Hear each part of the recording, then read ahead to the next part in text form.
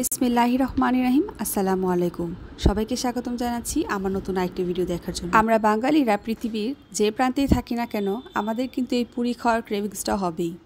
পুরি এমনই একটা জিনিস যেটা অ্যাভয়েড করা একেবারেই ইম্পসিবল বললেই চলে। তো আমি আপনাদের জন্য আজকে এই রেসিপিটা করে দেখাচ্ছি।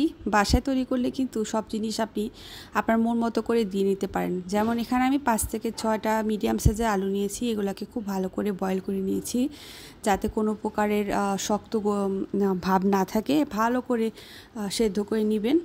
আর এখানে ভর্তা তৈরিতে আমি পেঁয়াজ কুচি, কাঁচামরিচ কুচি, ধনিয়া পাতা কুচি আর 5 ফোড়নের গুঁড়া এবং পরিমাণ মতো লবণ অ্যাড করেছি।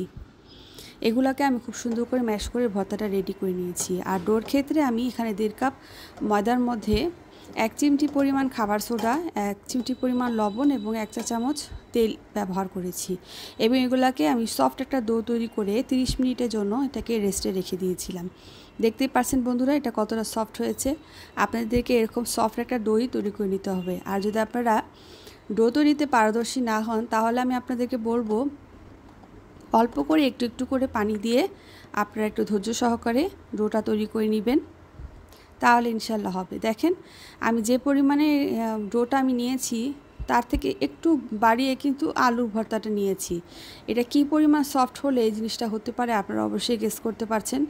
আমার ডোটা অনেকাংশে সফট হয়েছে, তাই বিধায় এখানে আমি আলু ভর্তাটাকে সুন্দর মতো প্রবেশ করতে পারবো। আপনারা আমার ডিরেকশনটা ফলো করেন, ইনশাল্লাহ আপনারাও পারবেন, কোনো প্রকার ঝামেলা হবে না ইনশাল্লাহ। তো দেখেন এটাকে আমি একটু ছড়িয়ে বড় করে নিচ্ছি। আর এখন আমি কত ইজিলি আলু ভর্তাটাকে ভিতরে প্রবেশ করিয়ে ফেললাম। দেখেন এটা যদি সফট ডো না হতো তাহলে কিন্তু কখনোই পসিবল হতো না। তো আমার ডিরেকশন ফলো করে আপনারা বানিয়ে নেবেন।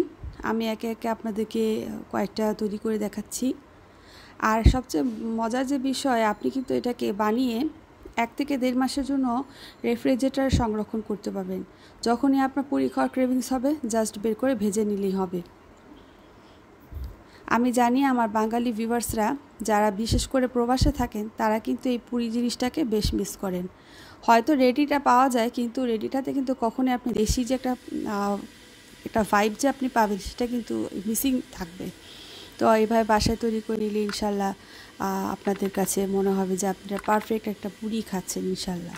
তো দেখেন আমি কিন্তু এভাবে সংরক্ষণ করে রাখি একটা ট্রেতে। এখানে ব্যাগগুলা রেখে তারপর সেটার উপর আমি পুরিগুলাকে রেখে দেই। আর এটা ভাজতেও কিন্তু আমাদের ডুবো তেলের প্রয়োজন হয় না, আপনাদেরকে আমি ভেজে দেখিয়ে দিচ্ছি। অল্প করে তেল নিয়েছি, এটাকে আমি একটু আস্তে আস্তে করে সময় নিয়ে ভেজে নিব। আর এভাবে করে তেল উপরে ছড়িয়ে দিব। একটু পরে আপনারা দেখতে পাবেন এটা কত সুন্দরভাবে ফুলে যায়। তো এরকম ফুলকো পুরি কিন্তু আমরা বেশি পছন্দ করি, ঠিক তাই না বলেন তো? আর পুরি বানানোর ক্ষেত্রে আমাদের 5 ফোড়নটা মাস্ট। 5 ফোড়নটা না দিলে কিন্তু কখনোই আপনি আলু পুরি যে পারফেক্ট একটা ফ্লেভার সেটা কিন্তু পাবেন না। তো অবশ্যই 5 ফোড়নটাকে বাজারে তো এখন পাওয়াই যায় প্যাকেটে, ওগুলাকে এনে হালকা করে একটু টেলে নেবেন। টেলে তারপর ওটাকে আপনার ব্লেন্ডারে গুঁড়ো করে নেবেন, ব্যাস তাহলেই হবে। তো এখানে কিন্তু আমার পুরিগুলো কত সুন্দর ফুলে উঠেছে বন্ধুরা, আপনারা দেখতে পাচ্ছেন অবশ্যই। আমার ভিডিওগুলো আপনারা কেমন এনজয় করছেন কমেন্ট করে অবশ্যই জানাবেন। যদি পুরোটা ভিডিও দেখে থাকেন অবশ্যই একটা থামস আপ দিয়ে দিবেন। আমি আপনাদের জন্য অনেক কষ্ট করে ভিডিওগুলো মেক করি, তো আমি এটুকু এক্সপেক্ট তো আপনাদের থেকে করতেই পারি, তাই না?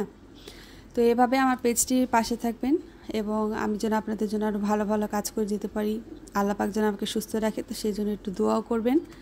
আর সবাই ভালো থাকবেন। আশা করি আমার ভিডিওটা আপনারা এনজয় করেছেন এবং একটু হলেও উপকৃত হয়েছেন। তো বানাবেন আর খেয়ে দেখবেন কেমন লাগে, আমাকে অবশ্যই কমেন্ট করে জানাবেন। আল্লাহ হাফিজ।